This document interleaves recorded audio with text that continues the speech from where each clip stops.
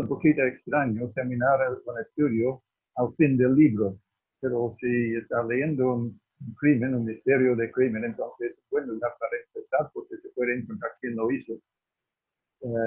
Entonces estaba leyendo esto, estudiando esto cuando Phil me llamó para preguntar de mi hijo Phil, me llamó si yo podría dirigir un estudio. Entonces, sin pensar, dijo, sí, podría ser esto, porque estoy leyendo al momento.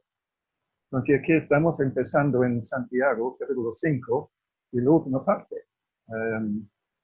Entonces, después pensaba que quizás no fue una muy buena idea, porque no hemos pasado por el resto del libro. Entonces, quiero empezar por dar un bosquejo breve de lo que ha pasado en Santiago. Desgraciadamente, muchos comentaristas piensan que Santiago es un libro de diferentes temas, especialmente este parte aquí. Entonces, yo tengo el subtítulo acá, encabezado acá, exhortaciones varias, como si no tuviera ninguna conexión entre ellos. Yo creo que la Biblia, o este parte de la Biblia, sí tiene conexiones por toda parte. Empezando en capítulo 1, empezamos con la sabiduría de Dios y el hombre de doble ánimo. Entonces, el hombre de doble ánimo es una persona que quiere llegar al norte y al sur a la vez. Es decir, que está participando o quiere ver dos lugares inestables, por supuesto, entonces tiene que volar aquí y acá, entonces no sé dónde está. Eso es la persona que Santiago tiene en su mente aquí. Entonces, cuando vengan las pruebas, él no sabe cómo responder correctamente, si va a la sabiduría de Dios o va a reaccionar como el mundo. La riqueza también sabe en capítulo 1 y también en capítulo 5, los ricos. Entonces tengo una prueba, y eso es que piensan que son seguros por su riqueza, que realmente no es lo que Dios dice. La riqueza es una ilusión. Entonces Santiago quiere que la gente sean firmes siempre cuando vengan las pruebas. Entonces tiene en mente muchas veces el pobre. En capítulo 2 tenemos la parcialidad, entonces la persona que realmente tiene favoritismo a los ricos, etc. Entonces no está respondiendo con la sabiduría de Dios. Él está pensando como el mundo piensa. Tengo en mente aquí en Chile muchas veces tenemos artesanos de video. Invitamos personas que no son cristianos y lo pasamos a los asientos importantes al frente. En capítulo 3, lengua, igual. La lengua se puede usar para bendecir o maldecir. Eso muestra instabilidad. La sabiduría de Dios y del mundo después sale en capítulo 3. A mitad del mundo o Dios. No se puede mantener ambos. Tenemos que decidir si vamos a andar con Dios o con el mundo. Si queremos mantener ambos amistades, entonces son de doble ánimo. Después, en capítulo 4, hasta el capítulo 5, versículo 6, tenemos la arrogancia de los ricos. Y después, entonces, tenemos los pobres, son exhortados, la paciencia y la firmeza bajo las pruebas. Y la restauración del hombre de doble ánimo al fin. Entonces, eso es un breve pasar por Santiago y casi todos los temas tienen que ver con la persona que está tentado en la prueba de mirar como el mundo o como Dios. Y eso es lo que Santiago quiere aclarar en su libro. Entonces aquí en la última parte del versículo 7 hasta el versículo 20, entonces estamos realmente tratando con una sola cosa, las diferentes reacciones a las pruebas. Entonces, sufrir a las pruebas con paciencia y alegría, perseverancia sin vacilar o dudar en la bondad de Dios y estar al punto de tirar la toalla. Entonces, el salmista en el Salmo 73 dice la misma cosa. Es para al punto de ser esto porque los impíos están prosperando. Pero por toda la carta, Santiago hace referencia a la persona inestable, el hombre de doble ánimo, exhortando a sus lectores que tengan una firme dependencia de Dios. También debemos tomar en cuenta que ninguna palabra en los versículos 13 al 16 describen a la persona enferma, ni una palabra para la sanidad. Ninguno de ellos hace referencia únicamente a una enfermedad física. Entonces, lo que hicieron Nuevo Testamento 4 conmigo, bueno, puede empezar a dormir un poquito porque estoy repitiendo lo que dije en este curso. No hay ninguna diferencia, no he cambiado mi opinión. Por muchos años he estado mirando por los comentarios y los comentarios siempre están diciendo que es una enfermedad física, pero ahora Douglas Moo ha puesto uno en inglés donde él dice todas las cosas que voy a decir aquí, pero termina diciendo que todavía es una enfermedad física, pero hay algunos errores en su argumento. Pues no voy a meterme en esto ahora, solamente para decir que lo que estoy diciendo es lo que dice la palabra del Señor. Ok, entonces ya podemos leer versículos 7 al 12. Y ustedes tienen su Biblia, me parece. Entonces, a lo mejor Enrique, ¿tú puedes leerlo? ¿Tú lo tienes? 5, 7 al 12. No, 7 al 12. Versículos 7 al 12. Capítulo 5 de Santiago. Por tanto, hermanos, sed pacientes hasta la venida del Señor. Mirad cómo el labrador espera el fruto precioso de la tierra, siendo paciente con ello hasta que recibe la lluvia temprana y la tardía. Sed también vosotros pacientes, fortaleced vuestros corazones, porque la venida del Señor está cerca. Hermanos, no os quejéis unos con otros, para que no seáis juzgados. Mirad el juez, está a las puertas. Hermanos, tomad como ejemplo de paciencia y aflicción a los profetas que hablaron en el nombre del Señor. Mirad que tenemos por bienaventurados a los que sufrieron. Habéis oído de la paciencia de Job y habéis visto el resultado del proceder del Señor, que el Señor es muy compasivo y misericordioso. Y sobre todo, hermanos míos, no juréis ni por el cielo, ni por la tierra, ni con ningún otro juramento, antes bien, sea vuestro sí, sí, y vuestro no, no, para que no caigáis bajo el juicio. Gracias. Ok, entonces aquí lo que está pasando es que Santiago está empezando a hablar acerca de la paciencia de Dios, la sabiduría de Dios. Entonces está volviendo al tema que empezó en la carta, el capítulo 1. Entonces, lo cual indica que la carta no es solo un conjunto de exhortaciones sin conexión. La paciencia demanda el autodominio en vez de represalia precipitada. Y después de advertir los ricos, la primera parte del capítulo, acerca del fin de sus pecados, Santiago se dirige a los que estaban sufriendo a manos de ellos. Deben mantenerse firmes en la fe, pacientes, porque Dios usa el sufrimiento para producir nuestra santificación. Entonces la firmeza o paciencia tiene que ver con la oración, la necesidad de no ser dudoso o de doble ánimo. Es lo que estaba diciendo en el capítulo 1, versículo 5 al 8. Ok, entonces versículo 7. Entonces, por tanto, hermanos, sean pacientes hasta la venida del Señor. Entonces nos anima a ser pacientes en vista de que la venida del Señor es segura. La venida del Señor acabará con el sufrimiento para los que están en Cristo. Eso es importante. En un funeral recién había, el tema fue el sufrimiento de la persona que había muerto. Entonces, estaba mostrando que realmente,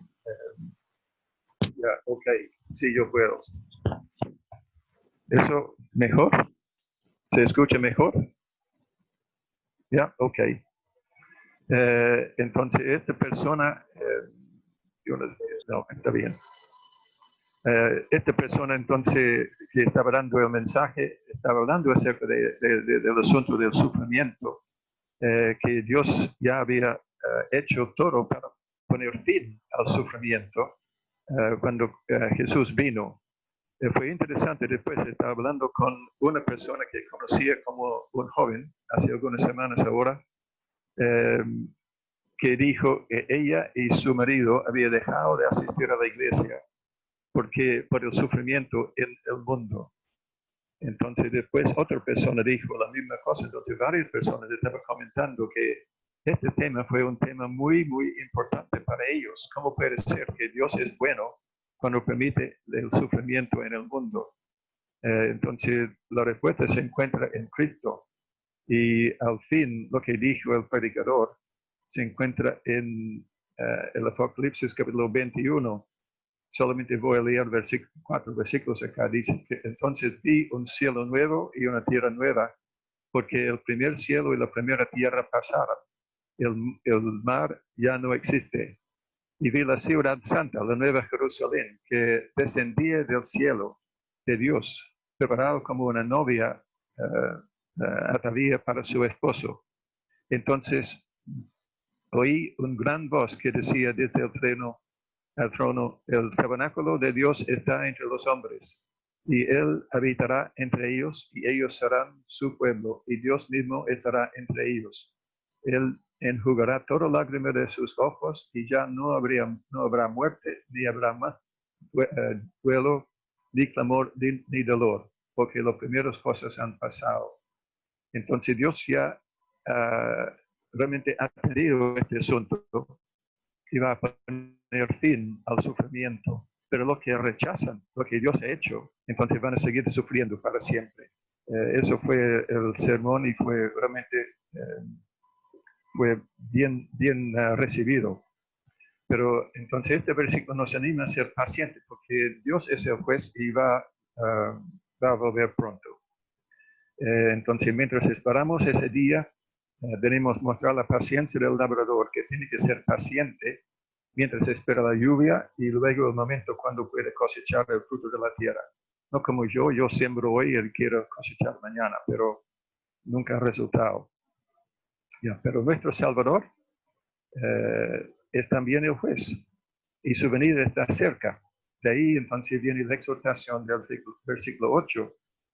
Ya que sean también ustedes pacientes, fortalezcan sus corazones, porque la venida del Señor está cerca.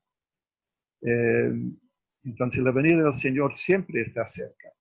Lo que han leído recién, 2 Pedro 3, deben recordar las palabras allá, pero amados, no ignoran esto, que para el Señor un día es como 1000 años, y 1000 años como un día. El Señor no se tarde en cumplir su promesa, según algunos entienden la tardanza, sino que es paciente para con ustedes, no queriendo que nadie perezca, sino que todos vengan al arrepentimiento.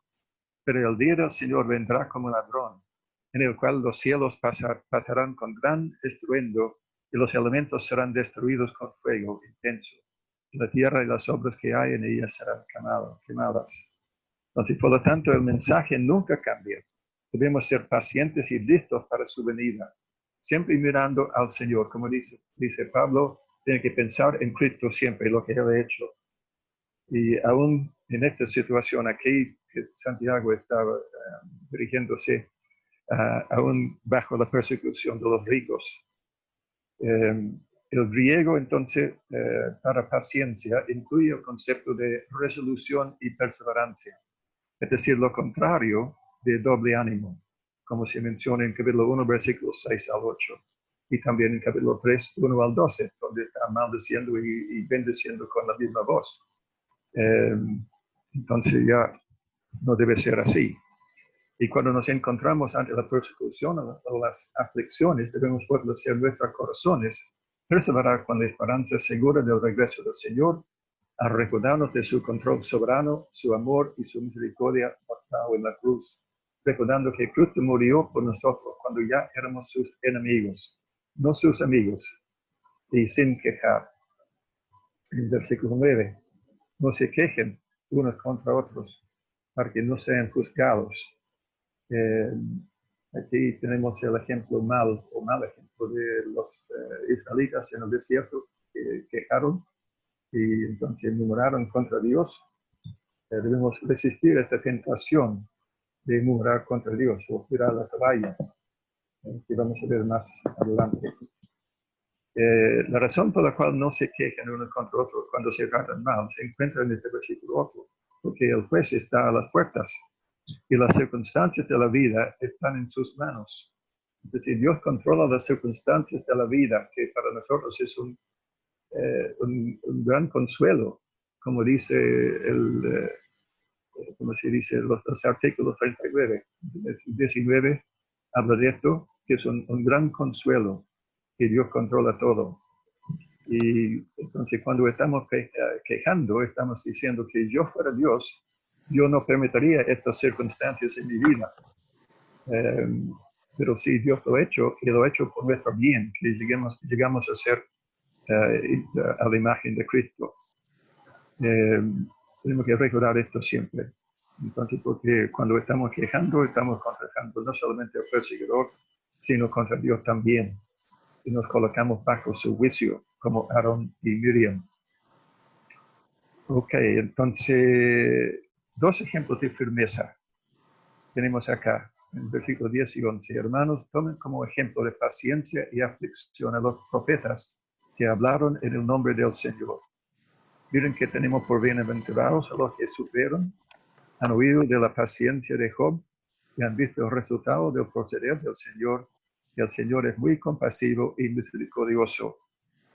Entonces, primero los profetas, podemos recordar las palabras de Jesús cuando estaba lamentando sobre Jerusalén. Jerusalén, Jerusalén, la que mata a los profetas y apedrea a los que son enviados de ella. Podemos recordar lo que dijo Jeremías, en Jeremías 11, versículo 21. Así dice el Señor en cuanto a los hombres de Anatot, que buscan tu vida y dicen, no profetices en el nombre del Señor para que no mueras a manos nuestras. Los profetas fueron tratados muy mal, pero siguieron hablando en el nombre del Señor. Segundo ejemplo, Job, que con firmeza mantenía su confianza y esperanza en el Señor a pesar del sufrimiento y el consejo hiriente de sus amigos. Al fin, rebendecido, con un entendimiento mejor acerca de Dios y su compasión. Y entonces él termina en capítulo 42, versículo 5, diciendo, he sabido de ti solo de oídas, pero ahora mis ojos te ven. Entonces tiene entendimiento ahora. Él entiende lo que está pasando. Tiene un concepto mucho mejor de Dios por el sufrimiento que experimentó. Al pensar en lo que fueron bendecidos por mantenerse firmes, recordamos la palabra de Jesús que conocer a Dios es vida eterna en su oración a su Padre en capítulo 17 de Juan. También Pablo oró para que los cristianos crecieran en su conocimiento de Dios en Colosenses. Aún en esta vida, conocer a Dios es una bendición porque mediante el conocimiento de Dios tenemos todo cuanto concierne la vida y la piedad. Eso es lo que de segundo Pedro.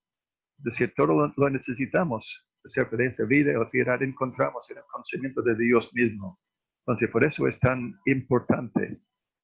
Y esta bendición se aplica a los lectores de Santiago si siguen el ejemplo de los profetas y de Job. La dificultad que enfrentamos es mantenernos firmes en una sociedad erronista que con injusticia restringe la verdad. Y me parece que la cultura en Chile es igual. Es todo acerca del placer mío. Entonces esa es la gran tentación. Y por eso entonces no debemos conformarnos a este siglo, como los israelitas lo hicieron con los cananitas. Tenemos que tener la vista en Dios siempre, en Cristo. Entonces lo que Jesús enseñó es la base del versículo 12. Sobre todo, hermanos míos, no juren ni por el cielo, ni por la tierra, ni con ningún otro juramento. Antes bien sea el sí de ustedes sí y su no, no, para que no caigan bajo juicio. Es un pecado cuando el juramento da la impresión de que es una promesa que hay que cumplir, pero la redacción permite un escape. En Salmo 12, versículo 1 y 12, del Salvo Señor, porque el piadoso deja de ser, porque los fieles desaparecen de entre los hijos de los hombres. falsedad habla cada uno a su prójimo. Hablan con labios lisonjeros y con doblez de corazón. Jesús y Santiago señalan que la palabra de un cristiano debe ser confiable. Nuestro sí debe ser sí y nuestro no debe ser no. Es posible que Santiago esté pensando en las promesas que los ricos hacen a sus obreros en versículo 4. Miren al jornal de los obreros que han cegado sus campos y han sido retenidos por ustedes. Clama contra ustedes. El clamor de los segadores ha llegado a los oídos del Señor de los ejércitos. Siempre es una tentación buscar un escape cuando nos demos cuenta de que si cumplimos la promesa, el resultado va a ser mal para nosotros. El Salmo 15 dice la misma cosa. El que puede entrar al templo del Señor es el que cumple su palabra aún a su propio daño. Entonces, la segunda parte de esto, donde quiero concentrar, es del versículo 13 al 20. Entonces, preocuparse y orar. Entonces, como fue mencionado arriba, ninguna palabra relacionada con la enfermedad y la sanidad en este pasaje necesariamente se refiere a la enfermedad física. Es más bien cuestión del cristiano pasando por pruebas. Entonces, versículo 13, quizás una vez más tenemos que leerlo. José Ferroni, tú tienes tu Biblia ya, tú puedes leerlo, por favor. 13 al 20.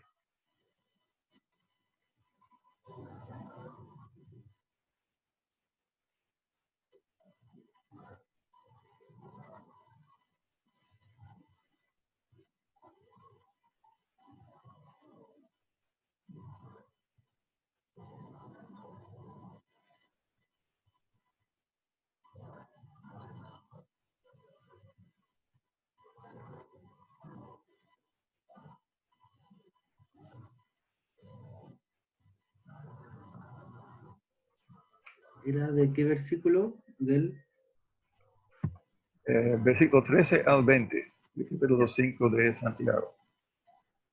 ¿Está afligido alguno entre ustedes que ore? ¿Está alguno de buen ánimo que cante alabanzas? ¿Está enfermo alguno de ustedes? Haga llamar a los ancianos de la iglesia para que oren por él y lo unjan con aceite en el nombre del Señor. La oración de fe sanará al enfermo y el Señor lo levantará. Y si he pecado, su pecado se le perdonará. Por eso, confíense unos a otros sus pecados y oren unos por otros, para que sean sanados. La oración del justo es poderosa y eficaz. Elías era un hombre con debilidades, como las nuestras. Con fervor oró que no lloviera y no llovió por sobre tierra durante 3 años y medio. Volvió a orar y el cielo dio su lluvia y la tierra produjo sus frutos. Hermanos míos, si alguno de ustedes se extravía de la verdad y otro lo hace volver a ella, recuerden que quien hace volver a un pecador de su extravío lo salvará de la muerte y lo cubrirá muchísimos pecados.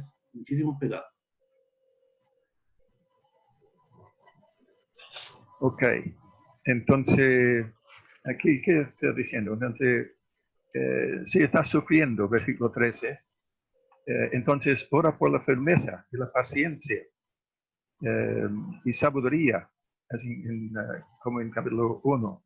Si una persona puede aguantar la prueba con alegría, entonces cante alabanzas a Dios. Ese es el contexto, son las pruebas. Y la palabra enfermo en versículo 14 es la palabra astheneo en el griego. Entonces, si es alguien entre ustedes enfermo. Entonces, esta palabra astheneo tiene el concepto básico de debilidad, sea una debilidad física o psicológica o espiritual. En los evangelios es lo que dice Douglas Moo, dice que la única vez que encontramos esta palabra en los evangelios significa una enfermedad física. Es obvio porque Jesús estaba haciendo milagros y no había personas que estaban de doble ánimo en este momento entre su ministerio.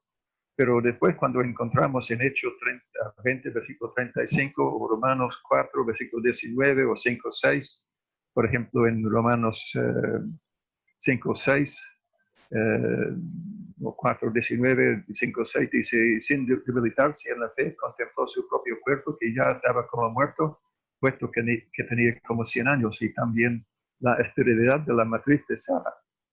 Entonces, debilitarse en la fe. Entonces, pero después, porque mientras aún éramos débiles, en capítulo 5, versículo 6, a su tiempo Cristo murió por los impíos.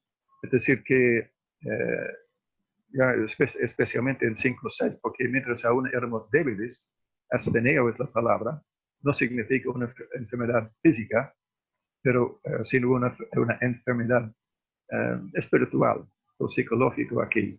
Es igual en 1 Corintios 8, versículo 9, pero tengan cuidado, no sea que esta libertad de ustedes de alguna manera se convierta en piedra de tropiezo para el débil. Asteneo. Y hay mucho más también, pero el contexto nos dirige al concepto correcto. En mi opinión, la debilidad espiritual es el problema aquí. La persona está al punto de rendirse debido a su sufrimiento, ha llegado a ser de doble ánimo. Si se refiere a la enfermedad física, entonces parece que Pablo no conocía esta enseñanza, porque él dice en 2 Timoteo 4:20 que a Trófimo lo dejé enfermo en Mileto. Entonces, porque no lo había llamado los ancianos y mejorado. No. Esta persona debe buscar ayuda de los que son responsables de pastorear la iglesia, es decir, los ancianos, y no a un médico. Los ancianos van a orar por él y ungirlo con aceite en el nombre del Señor. Ungir con aceite era una costumbre en el primer siglo, pero también era usado para consagrar a una persona o utensilio a Dios. Y hay un montón de referencias aquí. Tenemos Jacob, soy el Dios de Betel, donde tú ungiste un pilar, donde me hiciste un voto, etc. Entonces ungió un pilar. En Éxodo 29, esto es lo que los harás para consagrarlos, los sacerdotes, para que me sirvan como sacerdotes. Luego tomarás el aceite y la unción, lo derramarás sobre su cabeza y lo ungirás. Entonces hay muchas referencias a esto. También fue usado para dar la bienvenida a alguien con alegría. Todos me parece que deben conocer el Salmo 23. Tú prepararás mesa delante de mí. ¿Cómo es? Disculpa. No. Tú preparas mesa delante de mí en presencia de mis enemigos. Has ungido mi cabeza con aceite. Mi copa está rebosando. Entonces también en Lucas 7. En Lucas 7 Jesús está hablando a Simón, donde estaba comiendo, acerca de la mujer que ungió a sus pies.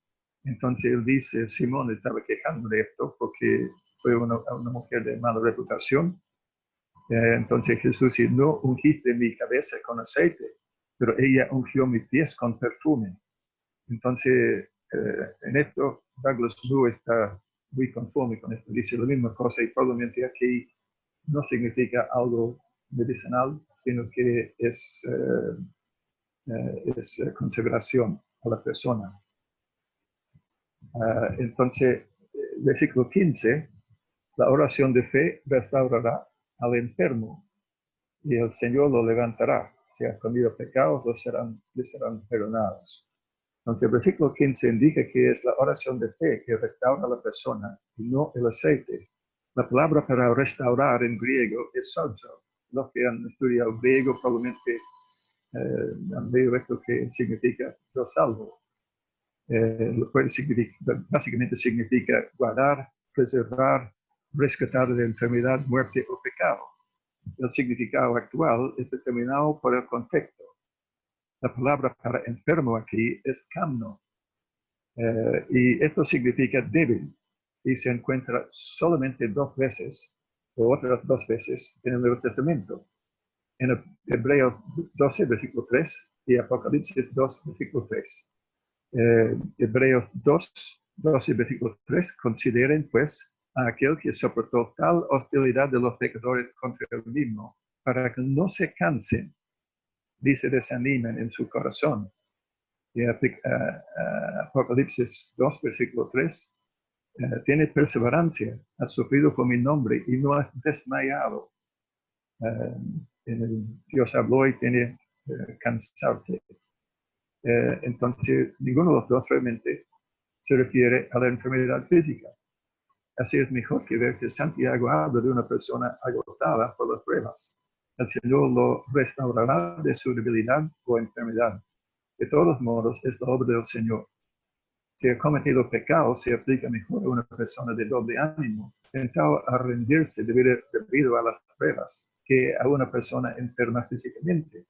Recuerda lo que dijo Cristo al hombre que nació ciego, que no fue por su pecado, cuando dijo en Lucas 13, acerca de, bueno, voy a leerlo, en esta misma ocasión había allí algunos que contaron a Jesús acerca de los galileos, cuya sangre Pilato había mezclado con la de sus sacrificios.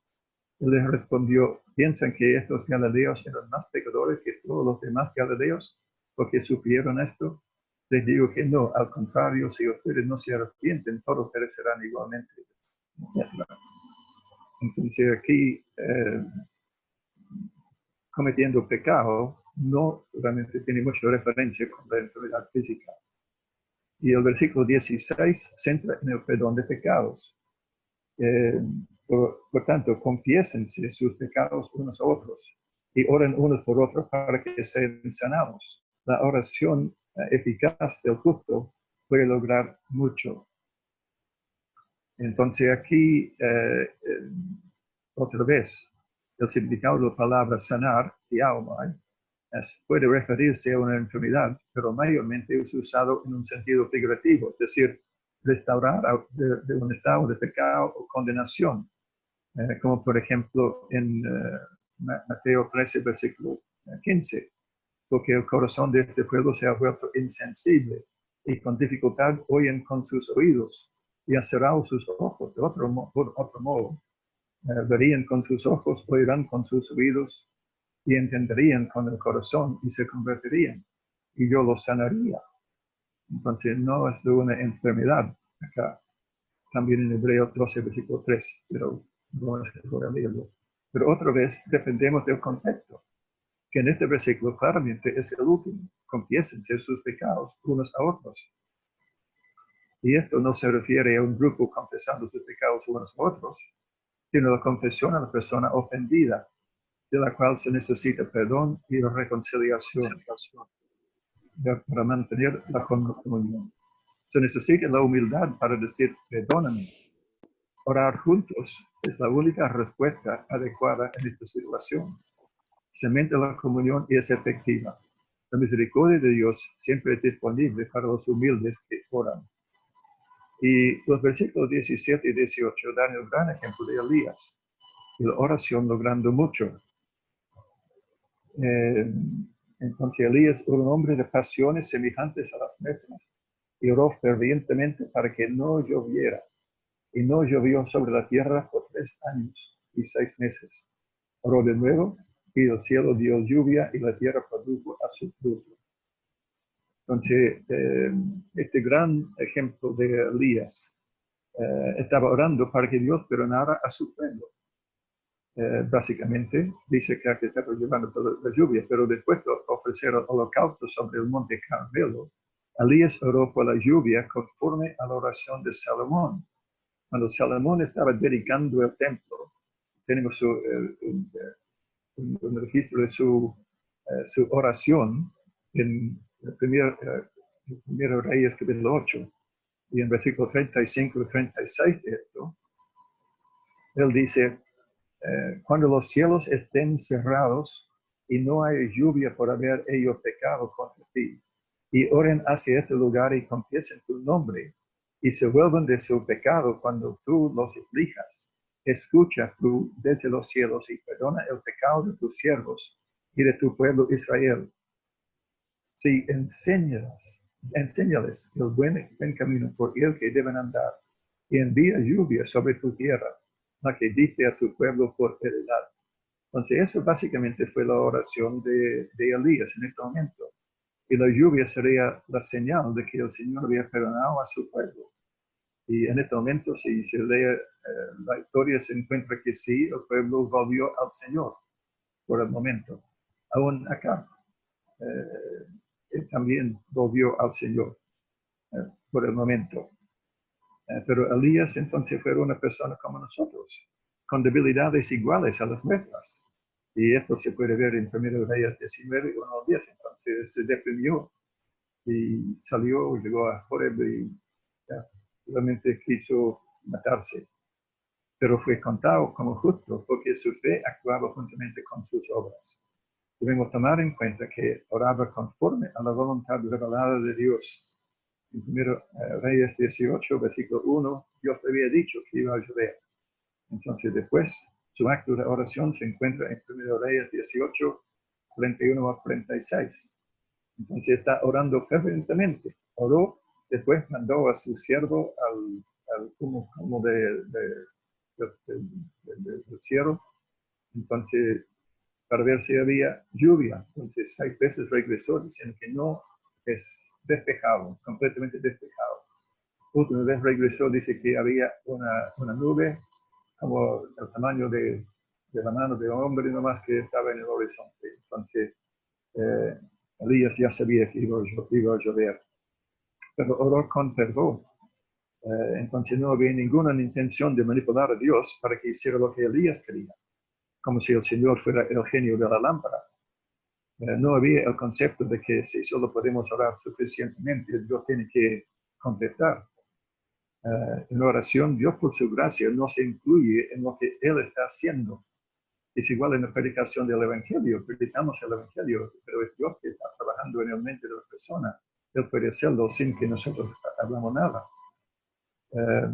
Pero debemos considerar el contenido de las oraciones de Jesús y de Pablo, que sus oraciones realmente son conformes a lo que Dios ha revelado en su palabra.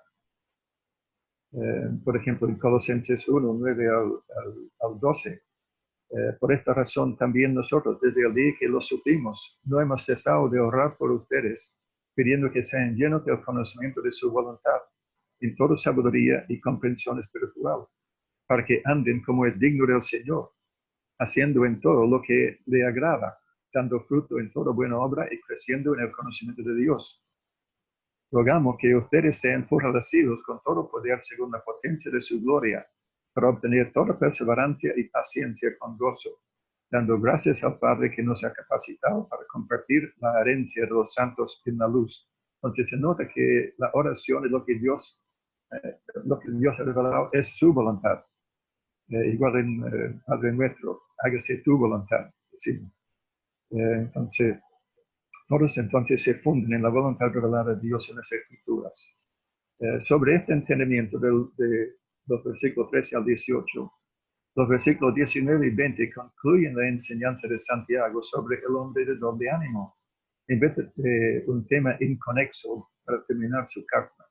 La persona agotada, espiritualmente débil, es la persona que puede desviarse fácilmente de la verdad y pensar como el mundo en vez de luchar contra el pecado. Como en Hebreos 12, versículo 1 no lo he leído, pero hemos leído la palabra antes de esto. Tiene que realmente no ser débil, no tirar la toalla. Entonces es un tema de toda la carta. Pero mientras Santiago dice que los ancianos deben restaurar a la persona, otra parte del Nuevo Testamento sugiere que también es la responsabilidad de cualquier miembro. Gálatas 6, 1 al 2 son los espirituales, porque están andando por el Espíritu que deben restaurar, pero deben hacerlo en un espíritu de mansedumbre, porque ellos también pueden ser tentados. En hebreo también indica una restauración mutua por exhortar y estimularnos unos a otros de continuo. Por ejemplo, Hebreos 3, 12 al 14, o 10, 24 al 25. No debemos dejar de reunirnos para exhortarnos constantemente. Entonces, la verdad es fundamental. Tanto la piedad como la unidad dependen de la verdad que afecta la vida. la verdad realmente es importante. Jesús dijo, ¿ya?, que la verdad, Él es la verdad, entonces tenemos que confiar en Él. Si realmente somos discípulos, entonces vamos a conocer la verdad. Y hay muchos que creen que sea posible mantener la moralidad cristiana o que sea posible tener una congregación unida sin la verdad bíblica. No podemos discernir si el pecador es un cristiano o residente o un incrédulo que asiste a la iglesia. Sin embargo, las medidas que debemos tomar son iguales. Tenemos que aplicar la verdad de la palabra del Señor para traer al pecador al arrepentimiento y fe, y así salvar su alma de muerte. Sus pecados ahora son perdonados. Entiendo que esto es el sentido de la frase cubrirá multitud de pecados. Un sentido distinto de 1 Pedro 4:8, donde significa perdonar a los que nos han tratado mal. Ok, entonces eso es mi versión de Santiago 5, 7 al 20. ¿Hay preguntas o no?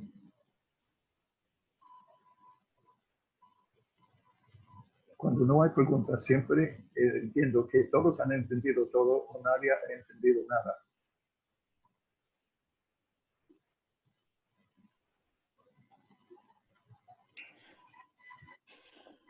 Bien, aquí Félix. Félix. Sí, sin duda que la oración no solamente nos fortalece en términos de que cuando estamos enfermos, comillas, entonces recurrimos toda la oración. También se recurre a la oración, ¿no es cierto?, cuando otros están en una situación similar. Pero principalmente recurrimos a las oraciones cuando estamos afligidos, en términos generales. Cuando estamos afligidos por alguna u otra razón. Hoy día estamos muy, comillas, afligidos y estamos en oración por las personas que están enfermas por causa de la pandemia. Pero hay otras enfermedades también, y tantos físicas como espirituales. Y hay una de esas enfermedades espirituales que nosotros podemos hacer la oración prácticamente en casa o podemos orar así junto como estamos. Y son por aquellos enfermos espirituales, por aquellos que no tienen a Dios como lo tenemos nosotros. ¿Ya? Y por otro lado, también tenemos la parte del gozo, porque dentro de la oración también está el gozo de orar, no solamente el orar por el orar, o sea, no es orar por el resto, orar por mí, por alguna enfermedad, también está la oración, ¿no es cierto?, atingente o relacionado con el gozo. Me gozo en el Señor orando, ¿no es cierto? Por sus maravillas, en agradecimiento a su gracia, ¿ya? Y bueno, y por lo que puede venir también. ¿Vale? Si yo no conozco el futuro, solo Dios sabe lo que va a pasar conmigo. Pero puedo orar, ¿no es cierto?, para que el Señor me prepare también para esa instancia. Ya, para esa instancia. Ok, entonces debemos tomar en cuenta acá que en el Nuevo Testamento, en la carta de Pablo, por ejemplo, la oración tiene poco que ver con nuestras circunstancias. Entonces Pablo, al fin de Efesios y al fin de Colosenses, él dice que está pidiendo que la gente oren por él. Dice, en mis cadenas, ¿ya? Por favor, oren por mí. Entonces se piensa que si yo estuviera en sus zapatos en este momento, estoy pidiendo oración para que Dios me librara. Pero dice que no, oren por mí, que Dios abre una puerta para el Evangelio y que yo lo declaro con entendimiento, que es mi deber, lo que yo debo hacer. Entonces, la situación física de nosotros tiene poco que ver en el Nuevo Testamento. No es muy importante el Nuevo Testamento. Incluso Pablo dice que para mí morir es ganancia. Yo prefiero morir para estar con el Señor. Nosotros, entonces, esa es una de las cosas donde estamos mirando en dos maneras a la vez. Estamos preocupados de este mundo, lo que va a pasar a mí en este mundo.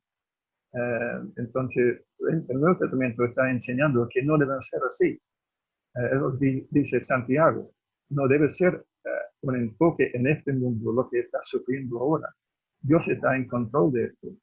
Entonces ya siempre debemos, como estaba diciendo, ya tener gozo de orar a Él, acerca de su gracia, su misericordia, que en este momento Él tiene control de las circunstancias y no nos va a tentar más que podemos aguantar.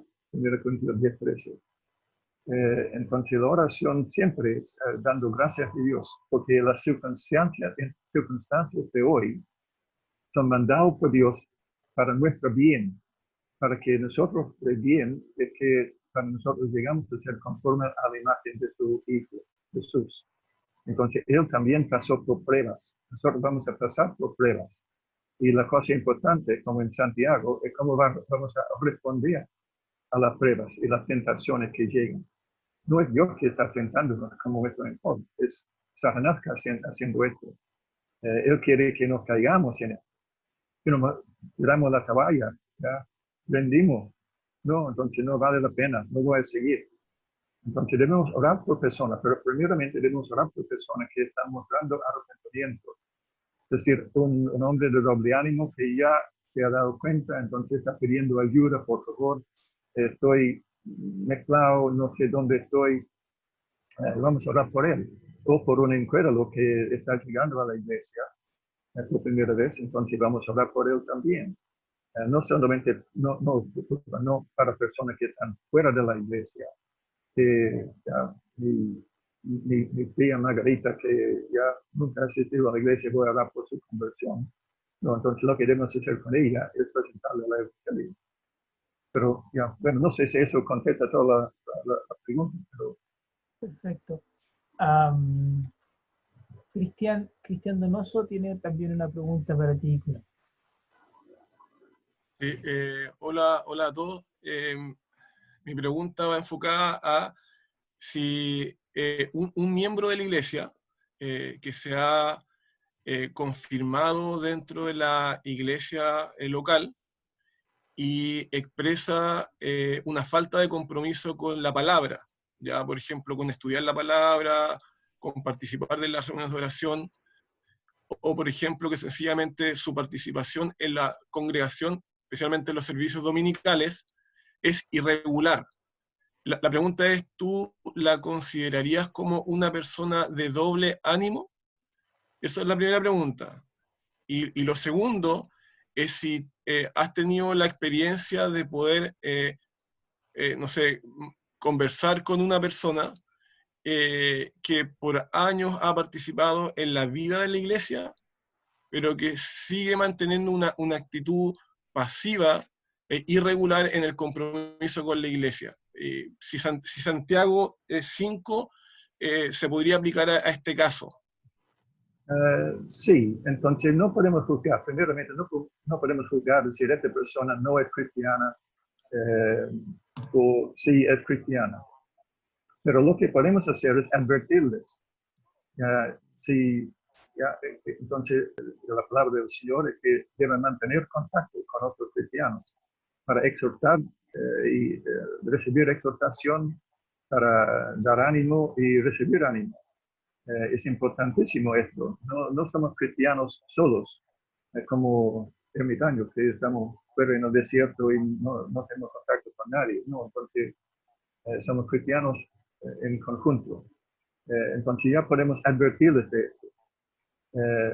Si no quieren escuchar la palabra del Señor, ya también debemos advertirlos, porque el hombre vive por cada palabra que sale de la boca del Señor. Eso es la vida. Entonces tenemos que advertirle que ya tiene que perseverar en la fe. Esto es importantísimo. Pero sí, en este sentido, puede ser que son de doble ánimo, pero de doble ánimo significa más sus acciones, y sus reacciones a diferentes tentaciones o pruebas que vienen a su vida, en sus circunstancias. Están reaccionando con represalias justificadas, están mostrando firmeza, paciencia del Señor a la población. Pero realmente básicamente tenemos que advertir a la persona de lo que están haciendo, que los que perseveran en la fe, son los que son cristianos. Y perseverar en la fe significa leer, estudiar regularmente la palabra del Señor, aplicarlo a la vida y vivir una vida que realmente es digno del Señor. Bien, muchas gracias. Algo así, yo sería mi manera de... Ya, gracias bastante. Chao. ¿Ya? La pregunta, Cristiano, ¿no? Yo quisiera hacer una pregunta. Sí, dame. Luis. Ya. Mi nombre es Luis Eleta. Ya. Soy miembro adoptivo de acá de la Iglesia Anglicana. Enrique me conoce. Bueno, mi pregunta tiene que ver con los versículos 14 y 15 de Santiago. Respecto a la oración, hemos hablado mucho de la parte espiritual, pero hoy día estamos viviendo una de las pandemias más terribles que a lo mejor nos haya tocado pasar y muy nueva para los más jóvenes, digamos. ¿Y qué pasa con las personas que generalmente en estos momentos saben que uno es cristiano y están pidiendo oración por un enfermo, están pidiendo sanidad por las personas? ¿Es este texto literal para estos momentos o solamente lo podemos aplicar desde un punto de vista espiritual? Bueno, personas oran por los que están, oran por personas que son enfermas físicamente. Pueden hacerlo, pero no tienen una promesa de Dios que va a sanarlos. Entonces, lo que podemos orar para los enfermos es que a través de esta prueba o tentación que ha llegado a su vida, que ellos glorifiquen a Dios en esta situación. Si están comiendo, bebiendo, cualquier cosa que están haciendo, debemos hacerlo a la gloria del Señor. Entonces, por eso debemos orar por esta persona. Como mencioné, Pablo con Trófimo lo dejemos muerto, enfermo, disculpa, en Mileto. No está pidiendo oración por él, solamente está diciendo dónde están la gente, están mis colegas aquí, y Trófimo no está amigo porque tengo que dejarlo ya enfermo en Mileto. La enfermedad física no es un problema en el Nuevo Testamento. La misericordia de Dios en esta situación, porque tenemos que hacer hacer nuestras peticiones al Señor. Entonces puede ser una petición. Pablo tenía su petición: Señor, tengo este aguijón en la carne, por favor, puede quitármelo. No dice el Señor, mi gracia es suficiente. Jesús tenía su petición: Señor, si sea posible, que este como pasa de mí. Pero no es lo que yo quiero, es lo que tú quieres. Entonces sí, podemos tener nuestras peticiones, pero no tenemos una promesa del Señor que va a contestar sí. Eso entiende la diferencia. Perfecto. Si hay una pregunta más que alguien quiera hacer, me lo puede manifestar a través del chat para verlo bien. Yo quisiera solamente agradecer a nuestro hermano. Recuerdo años atrás cuando nos hizo clase, así que saludarle y bueno, de gran provecho esta exposición que le ha hecho de la Escritura.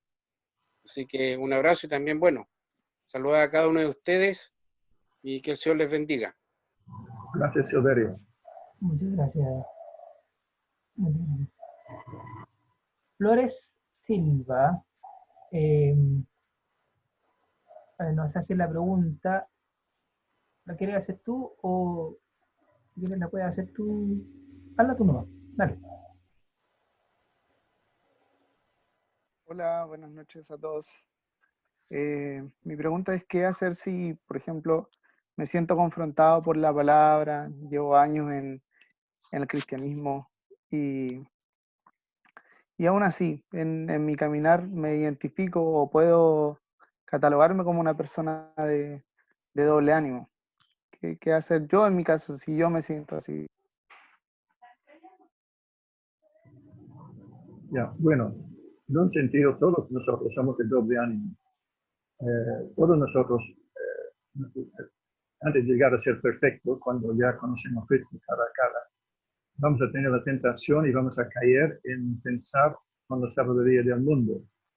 Pero lo que tenemos que aprender de Santiago es que eso no realmente agrada a Dios. Tenemos que aprender cómo no hacerlo, cómo podemos pedir la sabiduría de Dios en cualquier situación, para responder de una manera, responder a la tentación, a la prueba, de una manera que realmente va a honrar a su nombre, y va a glorificar el nombre de Jesús. Básicamente no hacemos esto. Y tenemos ¿cómo se puede decir? Tenemos la cultura que está apresándonos siempre para conformar a los demás.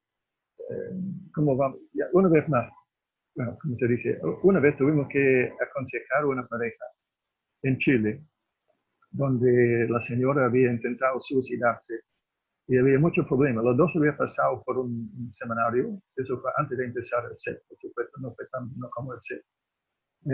Pero los dos tenían este problema. Entonces, un día se dieron cuenta de su problema. A pesar de haber pasado por el seminario, ya los dos dijeron que estamos conformando nuestra vida a la vida chilena. Entonces, estamos tomando como normal lo que hicieron toda la gente alrededor nuestro, en vez de aplicar la palabra del Señor a la situación. Entonces, cuando hicieron esto, entonces ya mejoró mucho su matrimonio. Obviamente eso es importantísimo, es porque siempre tenemos la tentación de pensar como los que están rodeándonos, los que están alrededor, como nuestros vecinos, cómo ellos van a responder. Vamos a responder igual a esta situación, pero tengo que cambiar esto y pensar como una persona que ya conoce las escrituras, que conoce a Dios, y mirar esta situación por los ojos de Dios, que Él nos ha dado en sus palabras. Eso es difícil y no vamos a llegar a la perfección en esto, hasta que vemos a Cristo cara a cara. Eso en 1 de Juan, capítulo 3, versículos 2 y 3. Así es, alguna vez apenas leí el 1 de Juan.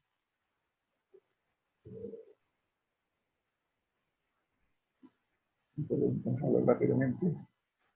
Ya. Amados, ahora somos hijos de Dios, y aún no se ha manifestado lo que debemos de ser, pero sabemos que cuando Cristo se manifieste, seremos semejantes a Él, porque lo veremos como Él es. Y todo el que tiene esta esperanza puesta en Él se purifica así como Él es puro. Necesitamos, no vamos a llegar a la perfección hasta que vemos Cristo cara a cara. Pero mientras tanto, estamos esforzándonos. Eso es la maravilla del Evangelio, que Dios tiene los ojos demasiado puros para contemplar el mal. Eso implica que yo no puedo entrar en la presencia de Dios, no me puedo ver, porque soy malo, por naturaleza. Sin embargo, yo puedo hacerlo porque estoy en Cristo. Y Cristo es mi redención, Cristo es mi sabiduría, Cristo es todo. Entonces, cuando Dios mira a mí, mira a Cristo. Y Cristo es perfecto, por lo tanto yo puedo entrar a su presencia y orar. Entonces, aunque Dios me ve como perfecto, mi esposa no, todavía piensa que tengo algunas cositas que mejorar. Pero eso es la cosa, yo tengo que esforzarme, básicamente esforzarme para llegar a ser lo que soy. En Cristo soy perfecto, entonces tengo que esforzarme para llegar a ser lo que soy en Cristo. ¿Eso ayuda? Sí, muchas gracias. Bueno, queridos hermanos, muchas gracias por haberse conectado hoy día. Abraham, quiero agradecerte enormemente tu disposición, tu tiempo, tu servicio, no solo hoy día, sino a través de la historia de la Iglesia Anglicana en Chile y en otras partes también. Realmente ha sido una bendición poder contar contigo. Esperamos que el Señor te bendiga mucho a ti, a Patti, que los cuide en este tiempo también difícil. Y me gustaría quizás que Oscar está, no lo tengo en mi pantalla, pero está por ahí está. Oscar, si tú puedes orar y para poner término también a esta reunión. Pero antes de eso, perdón, antes de eso, comentarles que vamos a seguir teniendo estas reuniones virtuales y Dios mediante, la próxima será el 8 de junio, si lo pueden anotar ahí, 8 de junio, y nos estará acompañando Michael Jensen, también desde Australia. Así que, nuevamente, Graham, muchas gracias. Que el Señor te bendiga. Oscar. Padre Celestial, te damos gracias por tu infinito amor manifestado en la sangre de Cristo. Gracias porque por medio de su sacrificio cada uno de nosotros está en la posibilidad de ser hijo tuyo y de ser salvo.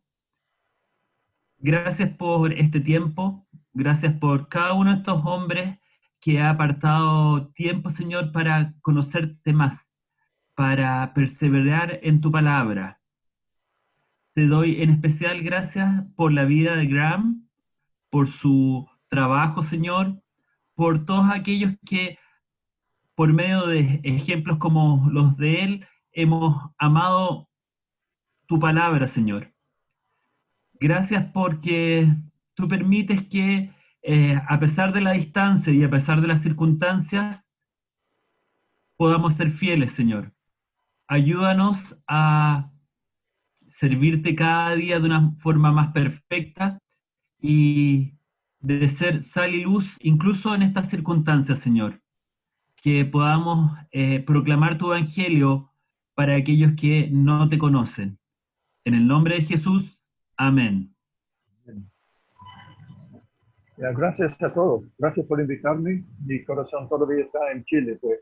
Entonces, A ver si nos ponemos de acuerdo y conversamos la próxima semana, Graham. ¿ya? ¿Ok? Ok, ya. Perfecto. Aprovechando el sistema. Ya. Bueno, Muchos saludos a Patti. Ya. Muchas gracias a todos. Gracias. Gracias.